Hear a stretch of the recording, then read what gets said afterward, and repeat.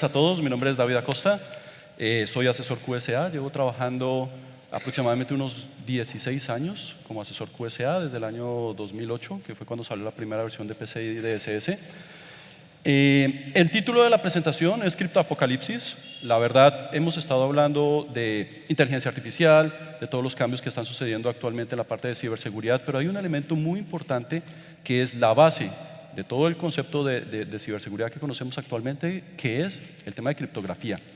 Y que extrañamente, y que a mí se me hace muy extraño también que esté sucediendo, muchas empresas todavía no se están empezando a preocupar acerca de todo lo que se nos viene encima con los cambios criptográficos, entendiéndose también con todo lo que va a suceder con el tema de la criptografía cuántica y los algoritmos postcuánticos, ¿vale? El objetivo de esta presentación, que difiere un poco de las presentaciones anteriores, que son más de carácter técnico, es un poco más teórico, es llevaros a todos vosotros el mensaje de que efectivamente lo que se viene es algo muy grande, que no hay mucha visibilidad de ello.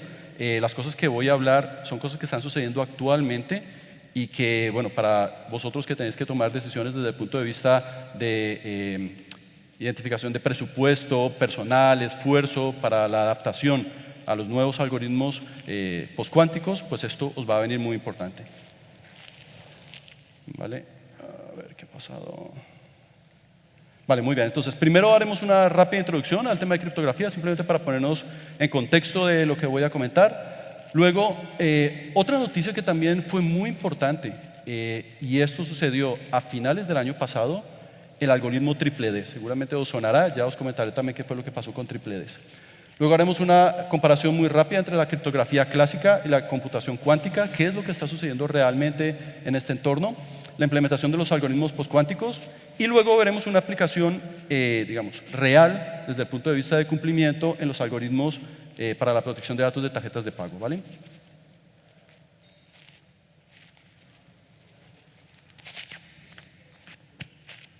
Ok. Vale. Y finalmente, pues os daré algunas recomendaciones desde mi punto de vista para el tema de cumplimiento. Vale. Criptografía. Esta es la piedra fundamental de la ciberseguridad. Si no hubiera criptografía, nosotros no estaríamos aquí. Protección de datos, la parte de confidencialidad, la parte de integridad, la parte de no repudio, la parte de autenticación. Todo esto se basa en este elemento muy importante que es la parte de criptografía, ¿vale? La teoría es muy sencilla, simplemente tenemos un texto en claro, lo queremos proteger durante su almacenamiento, durante su transmisión, teniendo presente que esos medios por los cuales los datos van a ser transmitidos o almacenados son medios que potencialmente pueden estar comprometidos, ¿vale? Queremos que los datos estén a salvo, por lo tanto, utilizamos un algoritmo que tiene una clave de cifrado y tiene una longitud vinculada, y finalmente recibimos, o la salida de este ejercicio es un texto cifrado, ¿vale? Hay un elemento muy importante que es el principio de Kerckhoff, que nos dice que todo el criptosistema, es decir, toda esta unidad que estamos viendo aquí, el texto en claro, el algoritmo, el texto cifrado, la clave de cifrado, todo este sistema como tal, que es una caja negra, puede ser totalmente conocido, excepto la clave, ¿vale? De hecho, los algoritmos de cifrado que tenemos son algoritmos que ha sido revisado por mucho personal matemático, tienen mucho contexto matemático, toda la parte de criptografía y de criptoataques también ha sido analizado y está abierto al público, ¿vale? El único elemento que no tiene que ser abierto al público y que tiene que ser privado y que tiene que mantener digamos, dentro de un nivel de protección es la clave de cifrado, ¿vale? Muy bien, estos criptosistemas, seguramente todo esto ya lo sabéis, lo dividimos en dos elementos principales, la criptografía de dos vías y la criptografía de una sola vía, ¿vale? Criptografía de dos vías se asume que tanto el emisor como el receptor tienen la misma clave y pueden encriptar y descifrar, ¿vale? Y criptografía de una sola vía es simplemente para obtener una información relativa a un fichero, a unos datos en particular, como si fuera un hash, ¿vale? Y en la criptografía de dos vías tenemos la criptografía simétrica y la criptografía asimétrica, ¿vale? En la simétrica se asume que hay una clave precompartida entre los dos elementos que se van a comunicar, ¿vale? Principalmente este tipo de criptografía lo utilizamos para la protección de datos en flujo, una comunicación, digamos, transmisión de datos, o cifrado de bloques cuando queremos cifrar un fichero en particular, ¿vale? Y por otro lado tenemos la criptografía asimétrica. En la criptografía asimétrica, ya explicaré también en dónde viene digamos, su valor agregado, la generación de las claves se realiza mediante la factorización del producto de números primos muy grandes, que conlleva mucho esfuerzo desde el punto de vista matemático y desde el punto de vista informático, y también logaritmos discretos, que es algo pues, relativamente nuevo. El tema es que, si lo vemos aquí en la parte de criptografía simétrica, ya asume que hay una clave precompartida entre los dos elementos en comunicación, pero no nos dice cómo se tiene que distribuir esa clave, ¿vale? Simplemente los dos elementos ya la tienen, pero no sabemos cómo ha sido distribuida y cómo se ha transmitido esa clave, cómo se ha compartido entre ambos puntos. Y es aquí en donde entra uno de los valores agregados de la criptografía simétrica.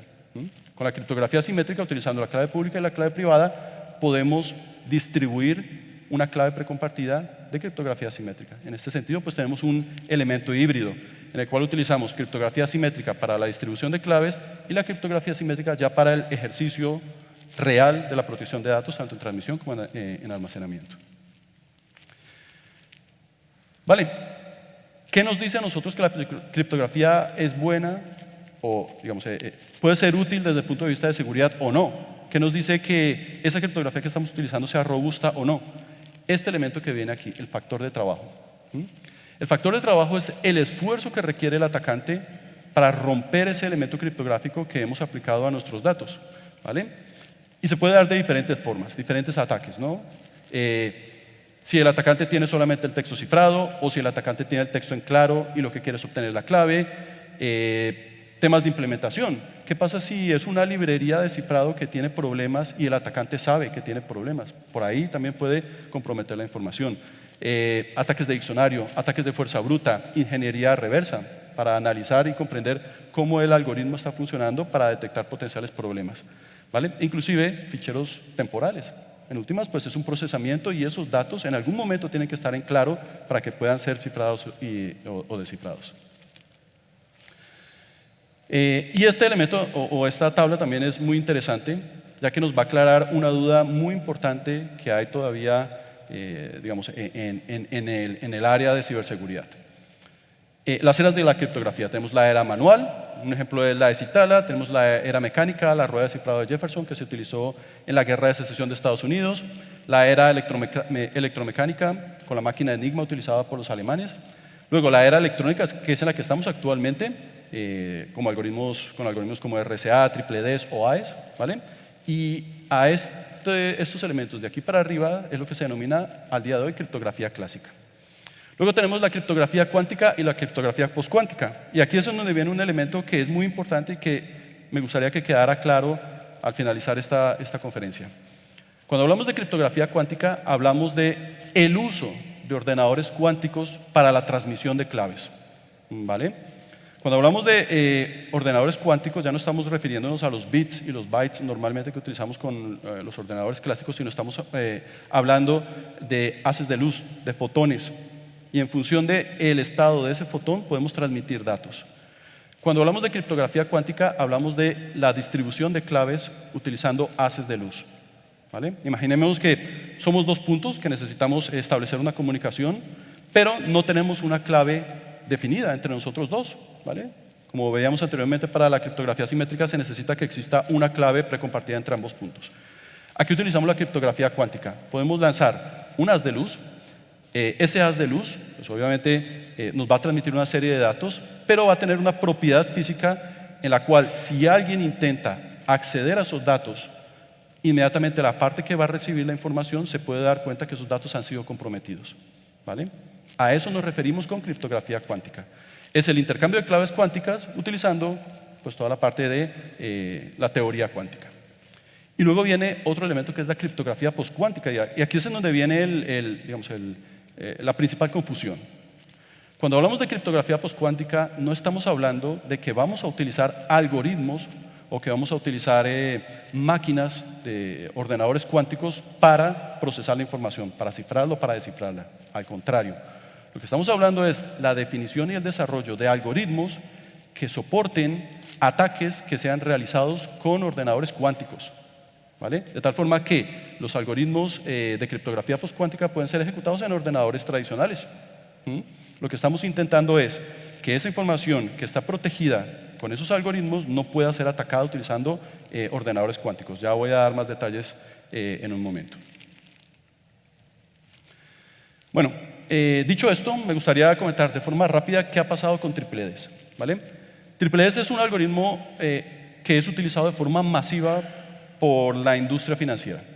Creo que, no sé si es por dar un número, el 98% de los datos cifrados de la industria financiera al día de hoy lo están haciendo con TripleDES, ¿vale?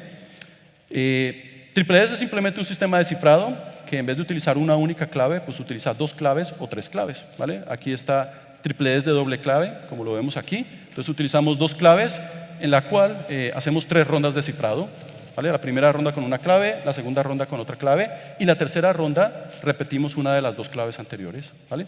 O tenemos TripleDES de triple clave, en el cual tenemos 3 rondas de cifrado y cada ronda con una clave diferente. ¿Listo?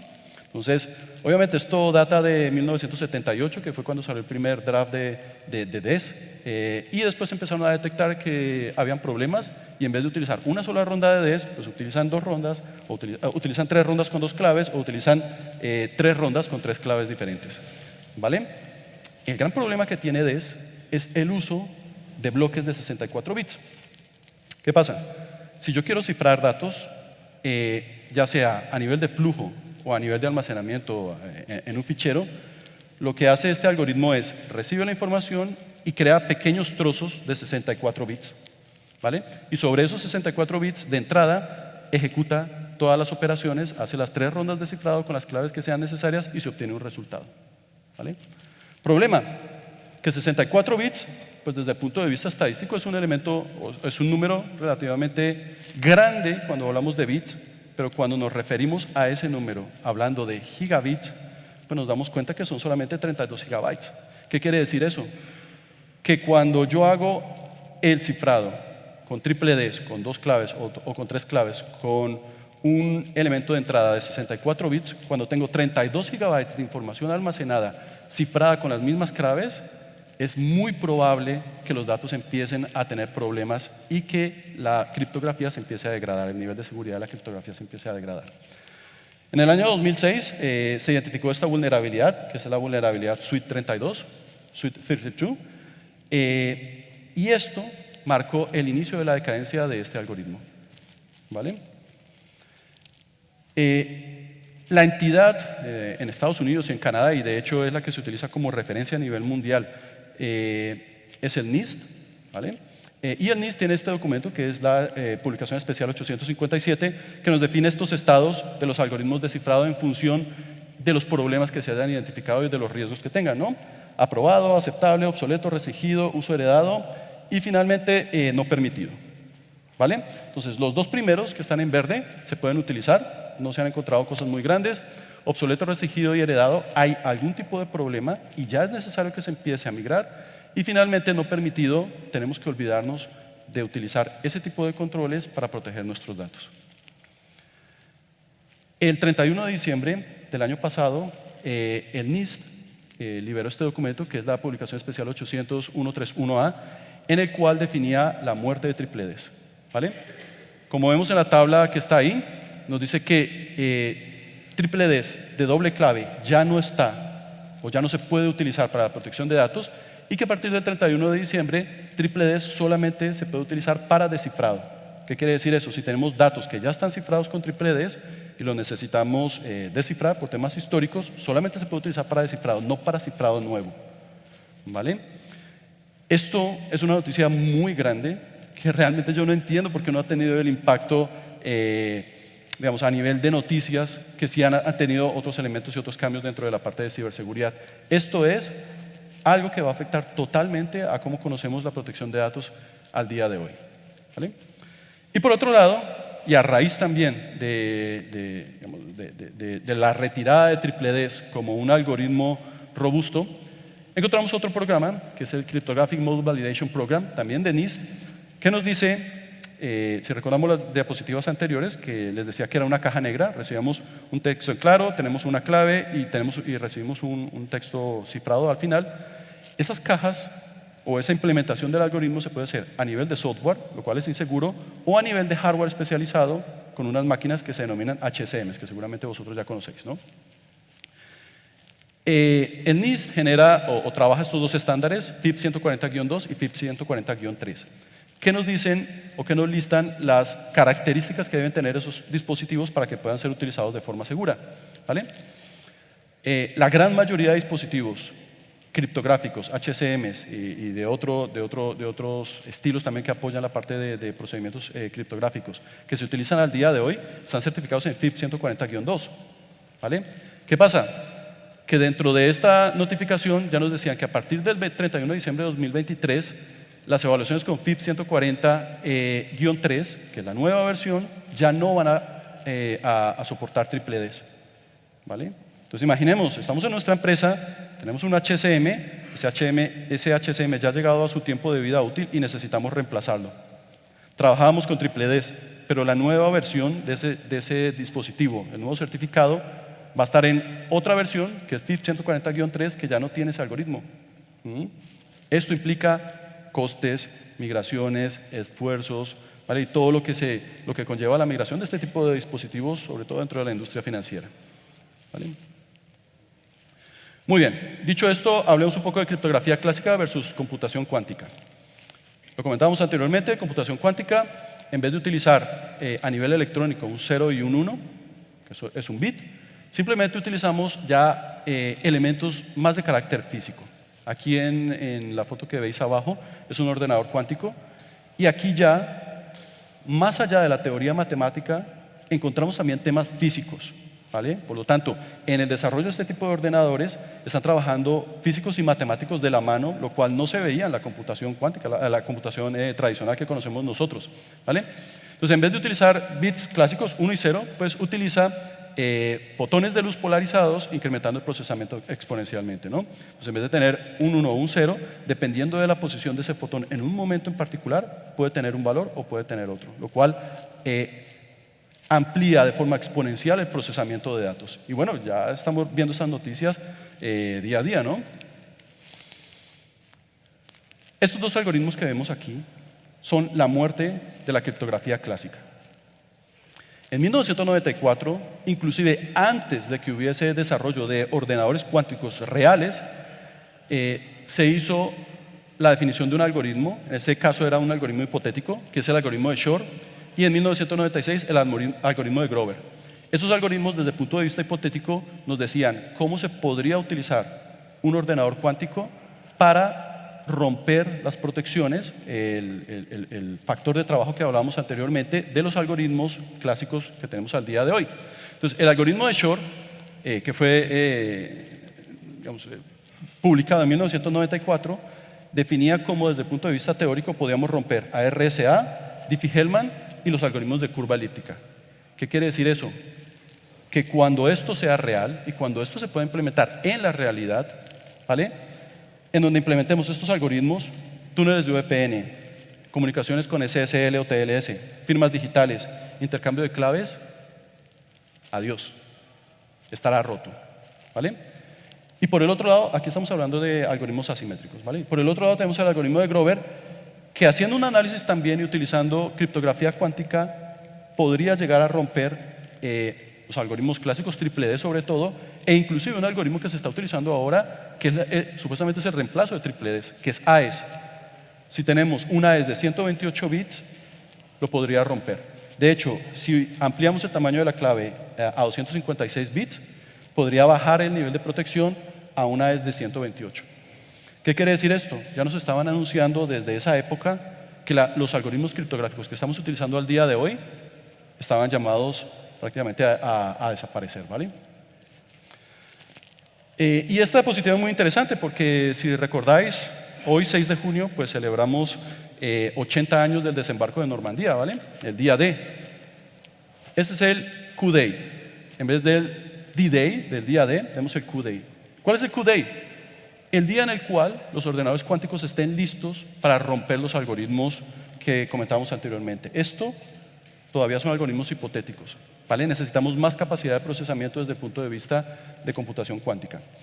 Entonces, demos cuenta de la diferencia de procesamiento. Un ordenador clásico tardaría 300 billones de años en descifrar una clave de cifrado de RSA de 2048 bits, factor de trabajo que comentábamos anteriormente. ¿Quién puede esperar 300 billones de años para romper una clave? Nadie.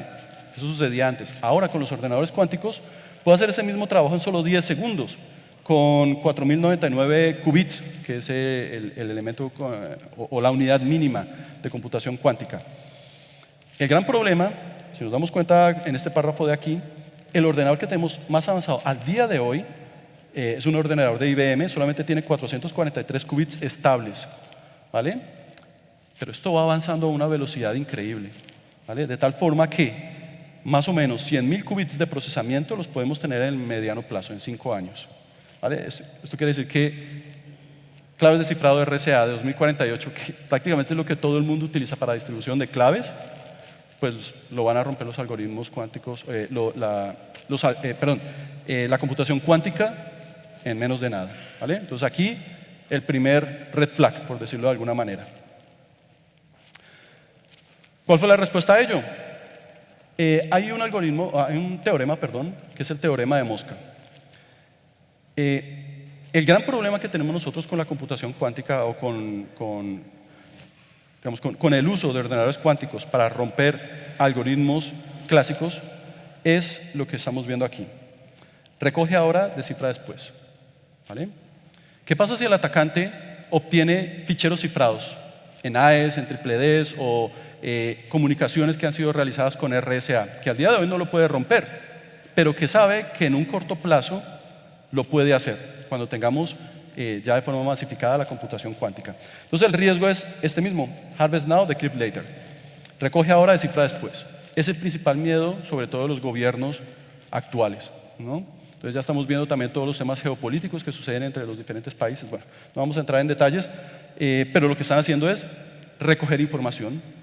Eso está cifrado ahora mismo con AES o con TDDs, cifrado con RSA. Ahora mismo no lo pueden romper, pero esa comunicación en el corto plazo sí que se va a poder romper. Entonces aquí tenemos esta línea, nos define el día Q, ¿vale? Es el día donde ya la computación cuántica va a ser masificada.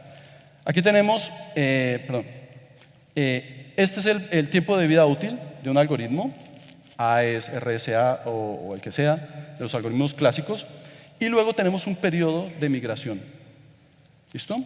Todo iría bien si los algoritmos que tenemos ahora, o los datos que hemos cifrado con algoritmos clásicos, los reemplazamos por algoritmos postcuánticos. Ya voy a comentar cuál es el detalle, y estamos listos para que cuando llegue la computación cuántica, pues esos algoritmos o esa información no pueda ser vulnerada.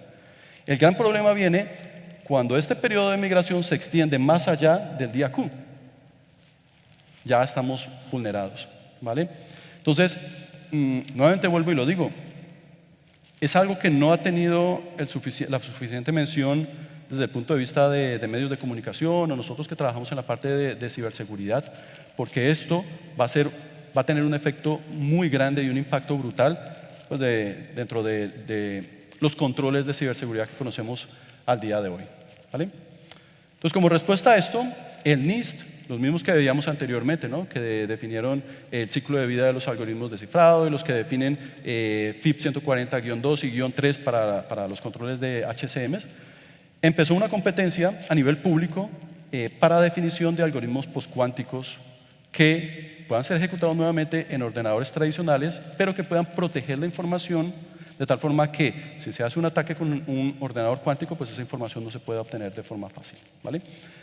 Eso está ejecutándose al día de hoy, y la idea es que el primer estándar en criptografía postcuántica, los primeros algoritmos ya reales y estandarizados, estén publicados durante el verano de 2024. ¿Vale? Entonces nos damos cuenta que eso está corriendo a una velocidad brutal. Ya hay algunos, por ejemplo, para cifrado de clave pública, Crystal Kyber, para algoritmos de firma digital, Crystal, Dilithium, Falcon, Sphinx, entre otros. Aquí está trabajando gente de muy altísimo nivel, por ejemplo, Daniel Bernstein, que es un matemático brutal que ha definido otros algoritmos en el pasado, como por ejemplo Salsa o Cha-Cha, que inclusive vienen a reemplazar a AES, pero que ya están dejando la computación, todos esos algoritmos clásicos, y ahora se están enfocando en este tipo de algoritmos, ¿vale? Entonces, cosas interesantes que están sucediendo. La IETF, que es la Fuerza de Trabajo de Ingeniería de Internet, que son los que definen algunos de los estándares que utilizamos actualmente, sobre todo la parte de TLS. Y esta es una noticia que de verdad nos debería asustar a todos. TLS versión 1.2, que es lo que tiene la gran mayoría de empresas ahora para hacer el cifrado de comunicaciones, ya no va a tener soporte de algoritmos de criptografía postcuántica. ¿Vale? ¿Qué quiere decir eso? Que vamos a tener que migrar obligatoriamente a TLS 1.3 si queremos tener ese tipo de soporte. Entonces aquí os pongo un poco en contexto. En junio 30 del 2018, el PCI SSC, que lo vamos a ver más adelante, definió una fecha límite para migración de SSL, que era el antepasado de TLS, a TLS, y la gran mayoría de entidades tuvieron problemas en esa migración. Ahora no me quiero imaginar la migración de TLS 1.2 a TLS 1.3 con soporte de algoritmos de criptografía postcuántica. ¿Vale? Inclusive algunas entidades o algunas empresas como Zoom, como Apple, como Cloudflare, que es un proveedor de servicios de CDN, o inclusive a nivel de aplicaciones de usuario como Google Chrome, ya han incorporado algoritmos postcuánticos inclusive antes de que sean estandarizados, ¿vale? Porque ellos ya se están dando cuenta que lo que se viene aquí encima pues es un tema bastante grave y bastante serio. ¿Vale? Entonces, como nos damos cuenta, todo este tema de criptografía es un tema que afecta de forma transversal a todos los elementos con los cuales nosotros trabajamos en el día a día. Pero me gustaría hacer énfasis, y por poner un ejemplo, el impacto de ese cambio de esos algoritmos en unos de los estándares, digamos, que más reconocidos dentro de la industria financiera, que son los estándares del PCI SSC. ¿Vale? Esos estándares, conocéis PCI DSS, ¿no? Por nombrar solamente alguno. Son estándares que están orientados hacia la protección de los datos de las tarjetas de pago y los datos transaccionales que se realizan con tarjetas de pago, ¿vale? La protección de los datos del chip, la protección de los datos del número de identificación de la tarjeta, los datos de la banda magnética, los datos de los códigos de validación cuando hacemos compras por comercio electrónico, ¿vale? Y en función de qué datos se va a proteger, hay diferentes estándares, ¿vale? Entonces, esos estándares del PCI-SC, esta entidad que está compuesta por las principales marcas de pago, Visa, Mastercard, American Express, JCB, dijeron, mira, no nos vamos a poner a reinventar la rueda y lo que vamos a hacer es, vamos a utilizar referencias industriales para referirnos a qué tipo de algoritmos podemos utilizar para la protección de esos datos de tarjetas de pago. De hecho, ellos lo llaman criptografía fuerte o criptografía robusta y hace referencia a los estándares del NIST que veíamos anteriormente. ¿Vale? O sea, ellos como tal pues no fuerzan a una entidad a utilizar un algoritmo en particular, sino que dependiendo de lo que suceda en la industria, pues toman una decisión u otra. Y esta tabla que vemos aquí es una tabla muy interesante que tiene todos los estándares del PCI-SC, DSS para la protección de los datos del PAN, SSF para aplicaciones, PIN, como su nombre lo dice, para la protección del PIN, PTS y HCM para protección de dispositivos criptográficos, P2P para protección punto a punto de los datos transaccionales, CIPOC, SPOC y MPOC para aplicaciones en teléfonos móviles tradicionales que permiten la captura de datos de tarjetas de pago, Card Production para aquellas entidades que se encargan de la producción de los datos de las tarjetas, por ejemplo la estampación en plásticos, 3DS para comunicaciones de comercio electrónico y TSP para los tokens que trabajamos en las billeteras digitales, ¿no? Google Pay y todos estos. Si nos damos cuenta, al día de hoy, TripleDS está aceptado y está masificado, ¿vale? Se está empezando a migración a AES que va muy lenta, la longitud de clave para RSA 2048 o superior, que como lo veíamos anteriormente ya se queda corto, y lo mismo a nivel de hash y a nivel de soporte de TLS, ¿vale? Entonces, esto va a cambiar en el corto plazo. Todo esto que estamos viendo aquí va a tener que ser reemplazado por algoritmos postcuánticos. ¿Qué implica? ¿Qué implica esto? Que todas las entidades que están sujetas al cumplimiento de este tipo de estándares, en los próximos 5 años van a tener trabajo de sobra para la migración de toda esta información. Y aquí hay otro ejemplo. Más allá de los algoritmos y de las longitudes de claves, los tipos de dispositivos HCM que son permitidos. FIP 140-2, FIP 140-3 o PCI HCM, que es el propio estándar del PCI SSC para ese tipo de dispositivos. Entonces, si nos damos cuenta, FIP 140-2 todavía está permitido, pero ya sabemos que TripleDS ya no está aceptado por ese estándar. ¿Qué va a pasar? ¿Vale? Entonces, esto es simplemente un llamado o un ejemplo que os estoy dando con uno de los muchos estándares, ¿vale? Este es para protección de datos de tarjetas de pago, pero ¿qué pasa con la protección de datos personales? ¿Qué pasa con GDPR, que también nos pide la protección de los datos a nivel de almacenamiento de transmisión? Vamos a tener también que migrar los algoritmos para, digamos, que estar alineados con los nuevos cambios que vienen con criptografía postcuántica, ¿vale? El PCI SSC sabe que el impacto de estos cambios es brutal y ha dado una serie de recomendaciones, pero a la larga son parches muy pequeños que no van a solucionar un problema de raíz, que es la migración directa hacia algoritmos que soporten la parte de postcuántica, ¿vale? Para ir cerrando este tema, que espero que os haya parecido interesante, os quiero dar una serie de recomendaciones desde mi experiencia como asesor QSA que pueden ser extrapoladas no solamente al cumplimiento de estándares en medios de pago, sino también a cualquier otro elemento de ciberseguridad donde se utiliza la criptografía, ¿vale? Este es un concepto que, así como hay muchas palabras rimbombantes, por decirlo de alguna manera, que nos suenan nosotros ahora, la parte de cloud computing, la parte de inteligencia artificial, la parte bueno, toda la parte de computación cuántica. Este elemento se nos tiene que hacer muy familiar, o sea, nos tiene que volver muy familiar. Criptoagilidad. ¿Qué es criptoagilidad? Precisamente eso, que nuestra infraestructura esté lista para asumir cualquier cambio que tenga que ver con cambio de algoritmos, cambio de longitudes de clave o inclusive cualquier proceso de protección de datos a nivel de almacenamiento o a nivel de transmisión, ¿vale?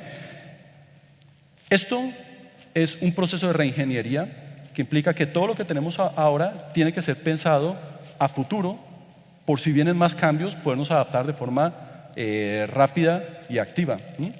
Entonces, aquí hay un ejemplo. Este es un nuevo requerimiento del estándar PCI DSS, la versión 4.0, que ya va en esa línea, ¿no? ¿Qué necesitamos hacer? Reconocer cuáles son los lugares donde tenemos almacenados datos, qué algoritmos tenemos, qué longitudes de clave almacenamos y en dónde estamos o qué tipo de protección estamos implementando a ese tipo de claves, ¿vale? Identificado esto, pues podemos empezar un proceso de reingeniería para aplicar lo que viene, que es la parte de criptografía postcuántica. Entonces, nuevamente, voy a hablar solamente del PCI SSC, pero todo esto se puede extrapolar a cualquier cumplimiento normativo, ¿vale? Criptografía simétrica. Si utilizamos triple D, si utilizamos AES o cualquier algoritmo simétrico, lo primero es, por ahora, y antes de que llegue el día Q, que empecemos a migrar esos algoritmos, sobre todo triple Ds, migrarlo a AES como mínimo de 256 bits. ¿Vale? Y aquí demos cuenta que también estoy hablando del modo de cifrado, GCM en vez del modo SB, ¿vale? Porque tiene diferentes temas de seguridad. Iniciar el desmantelamiento de triple Ds. Esto es básico. Entre más rápido se empiece, más rápido vamos a estar listos. Recordemos el teorema de Mosca. Y finalmente, en aquellos datos que tenemos almacenados, que están cifrados con algoritmos que en el corto plazo van a ser algoritmos débiles, como triple Ds, pues la idea es descifrarlos y recifrarlos con AES, por ejemplo, o si están cifrados con triple Ds, agregar una capa adicional de cifrado con un algoritmo robusto, ¿vale? Eso en cuanto a criptografía simétrica. Criptografía simétrica, hasta donde se puede ampliar las claves. Es la única recomendación que se puede dar al día de hoy, ¿vale? RSA, claves mayor de 2048 bits, hasta donde se pueda, lo mismo para curva elíptica, y que una vez estén definidos los algoritmos de criptografía postcuántica, que lo vamos a tener en verano de este año, pues empecemos con los procesos de migración. Eso es urgente. Hash, lo mismo. MD5, olvidémonos de ello. SHA-1, adiós. SHA-2, adiós. SHA de 384 como mínimo. Damos cuenta que todo eso son temas que debemos tener en cuenta, por ejemplo, en cualquier implementación nueva que tengamos en la organización y adaptarlo a las aplicaciones que tenemos actualmente. TLS, migrar a TLS 1.3. No hay otra salida, ¿vale? Y lo mismo con los dispositivos seguros, con los HSMs o dispositivos seguros de criptografía. Migrar así a FIP 140-3, lo cual implica pues, costes, porque esos aparatos no son para nada baratos. Y por otro lado, pues si se puede utilizar el tema de cloud, por ejemplo, con HSM como servicio o servicios de cifrado en la nube, pues mucho mejor, ¿vale? En vez de estar comprando aparatos, comprando hardware que a la larga, pues vamos a tener que reemplazar en el corto plazo. ¿Listo? Para terminar, algunas referencias. Esto está cambiando al día de hoy, es trabajo real, trabajo que está en proceso. Así que os invito a que mantengáis al tanto, reviséis todos los temas y el desarrollo que hay con computación postcuántica. Y bueno, que nos preparemos para el criptoapocalipsis, ¿no? Suena un poco triste, pero es la única forma, ¿vale? El cambio es lo único constante que tenemos y sobre todo en la parte de seguridad, y ahora lo vamos a ver con la parte de algoritmos de criptografía postcuántica. ¿Vale? Muchas gracias y cualquier duda a este correo electrónico. ¿Vale?